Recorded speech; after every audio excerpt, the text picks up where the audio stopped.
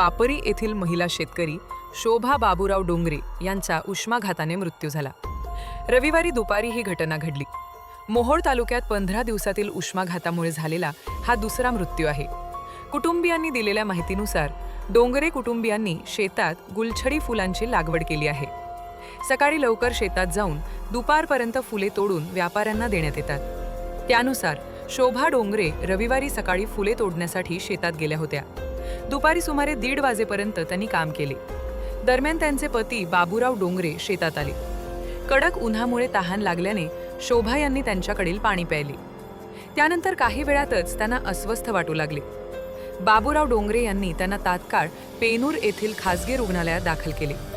मात्र प्रकृती गंभीर असल्याने डॉक्टरांनी पुढील उपचारासाठी सुसज्ज रुग्णालयात हलवण्याचा सल्ला दिला।